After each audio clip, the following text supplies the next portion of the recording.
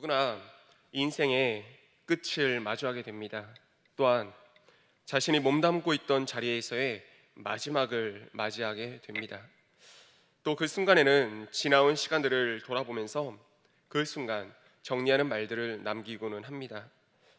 제가 기억하는 가장 인상 깊은 마지막 말, 은퇴사는 김동호 목사님의 설교에서 들었던 임택진 목사님이라고 하는 분의 은퇴사였습니다.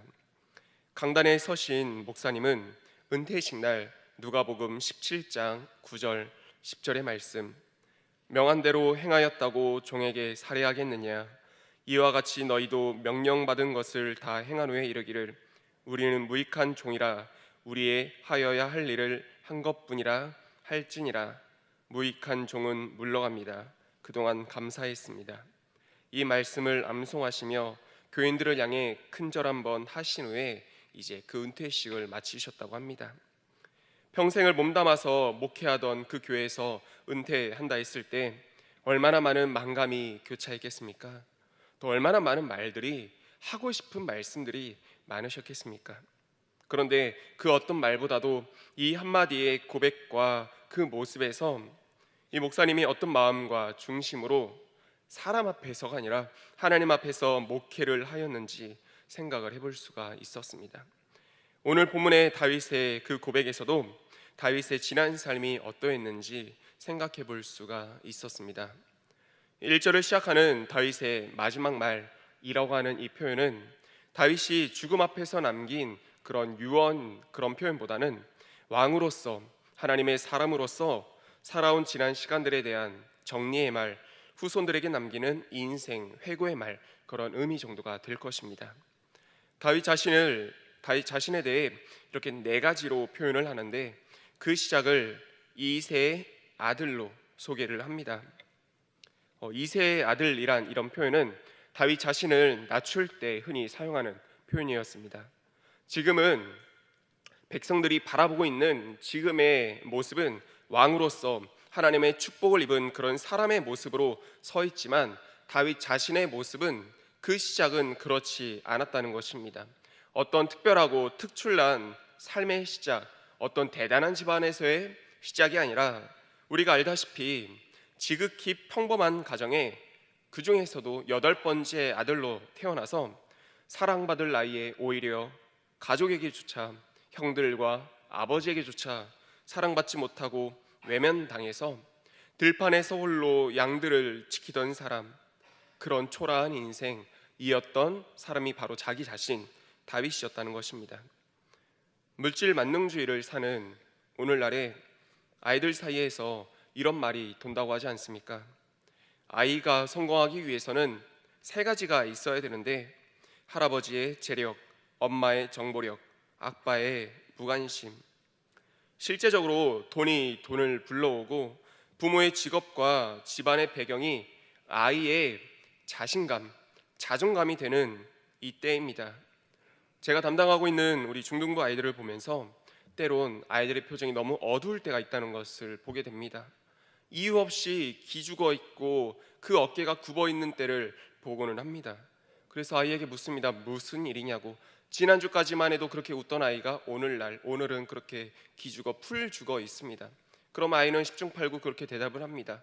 차라리 학생다운 대답, 공부 때문에 그래요, 친구들 관계 때문에 그래요 라고 한다면 10분 이해를 하겠지만 그 아이들의 입에서 흘러나오는 말은 이것입니다.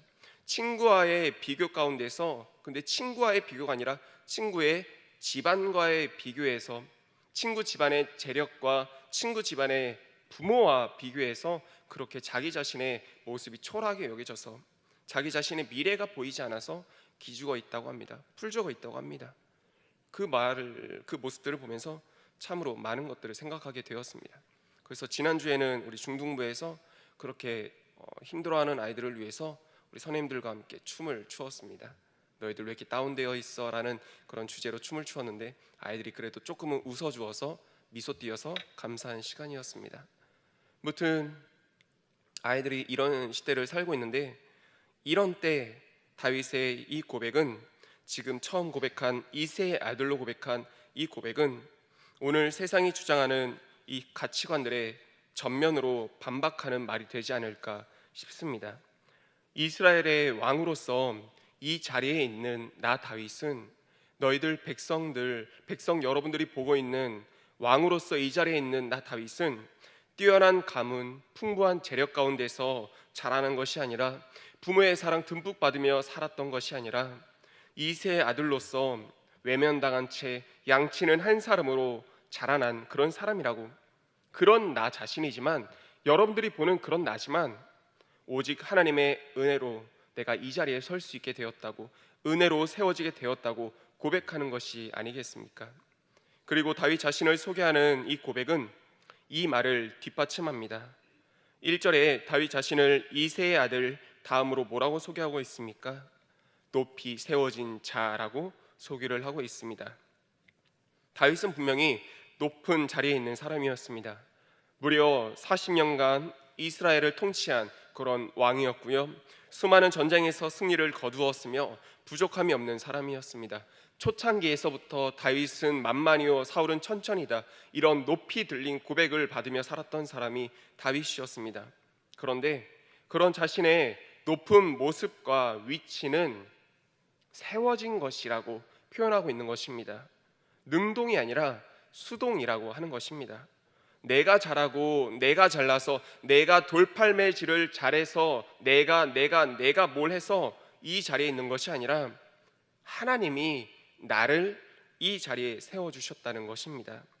다윗은 주어를 분명히 아는 사람이었습니다.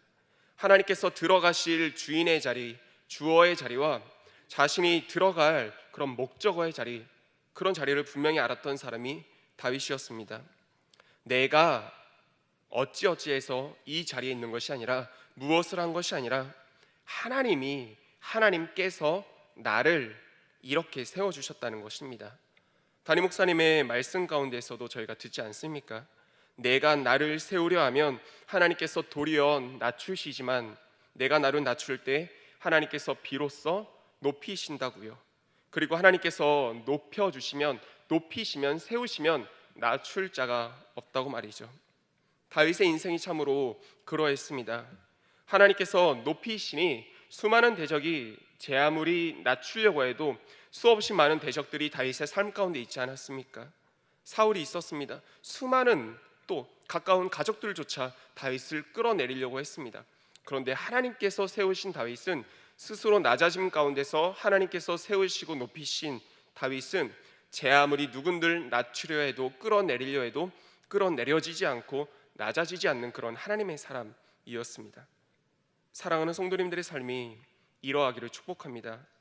내가 나를 높이는 삶이 아니라 나를 높이시는 분은 오직 하나님 한 분 되시고, 지금 내가 있는 이 자리, 우리 성도님들께서 계시는 그 자리는 나 자신의 힘과 나의 능력으로 있는 그 자리가 아니라 하나님께서 허락하신 그 자리임을 인정하고, 그 주인의 자리에 언제나 우리 하나님을, 우리 주 예수 그리스도를, 성령님을 모시어 살아갈 수 있는 저 우리 성도님들 다 되시기를 소망하며 축복합니다. 세 번째로 다윗은 자신을 야곱의 하나님께로부터 기름 부음 받은 자로 이렇게 고백을 합니다. 하나님을 흔히 표현했을 때 아브라함의 하나님도 계시고 이삭의 하나님도 계시지 않습니까? 그런데 구태여 야곱의 하나님으로 자기 자신을 이렇게 표현한 것은 자신의 삶이 야곱과 비슷하다고 생각했기 때문일 것입니다. 야곱의 인생을 저희들이 돌이켜봤을 때 참 많은 우여곡절, 문제와 그런 시련과 고난, 환난들이 있지 않았습니까? 이미 야곱 태중에서부터 내가 에서는 미워하고 야곱은 사랑했다, 그런 하나님의 사랑의 고백을 듣고 태어난 사람이 야곱이었습니다. 그런데도 불구하고 야곱의 삶은 조금도 순탄하거나 평탄한 삶이 아니었습니다.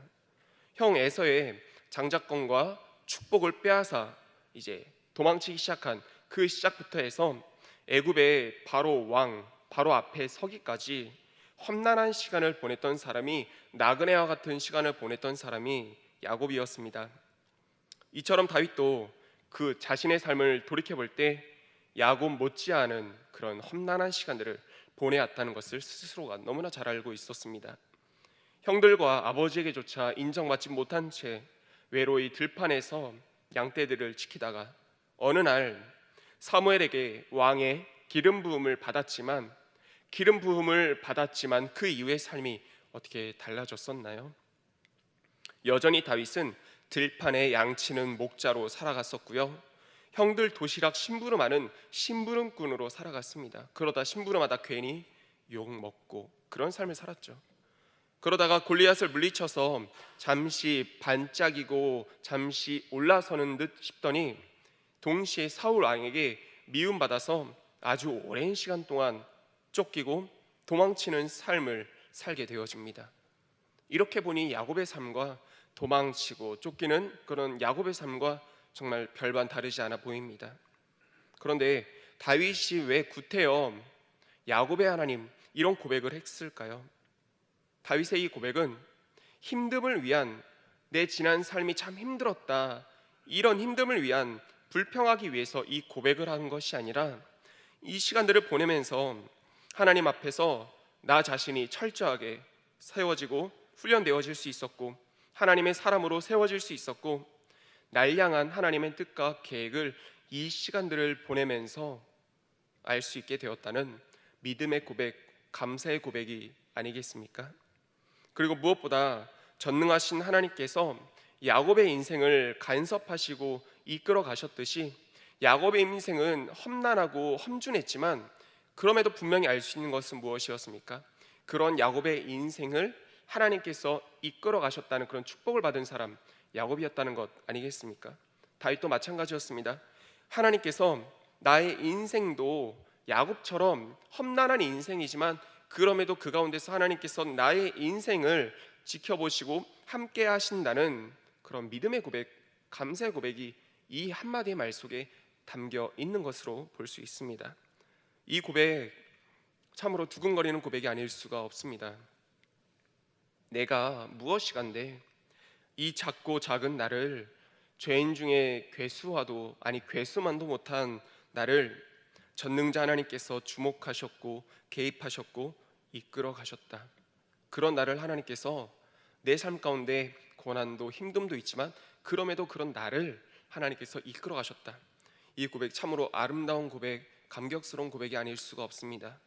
이 고백이 저와 우리 성도님들 가운데, 우리 성도님들의 삶 가운데 고백되어지고 선포되어지기를 소망하며 축복합니다. 그리고 이제 다윗은 1절의 끝부분에서 자신을 이스라엘의 노래 잘하는 자로 이렇게 소개합니다. 저희들도 너무나 잘 알다시피 다윗 하면 노래가 그래도 떠오르지 않습니까? 다윗이 등장하는 초반에도 수금 잘 타는 사람으로 유명해서 사울 앞에 나아가게 되고 또 그가 수금을 탈 때 악신이 떠나갈 만큼 실력과 영성을 겸비한 음악가가 다윗이었습니다.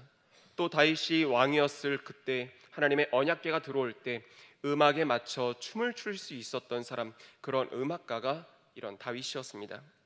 그런데 다윗이 이런 외적으로 보여지는 모습, 실력만을 가지고 노래를 잘하는 자로 자기 자신을 소개하지는 않았을 것입니다.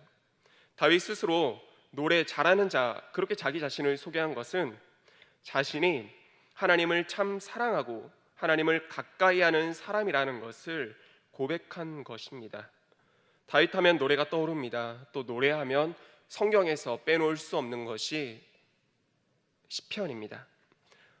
시편 전체 150편 중에서 약 73편이 이 다윗이 쓴 시편인데 그 내용들을 하나같이 찾아보면 어떤 내용입니까?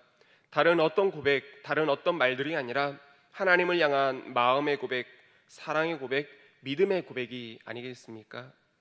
흔히 노래, 저희가 부르는 찬송을 저희가 어떻게 정의짓고 합니까?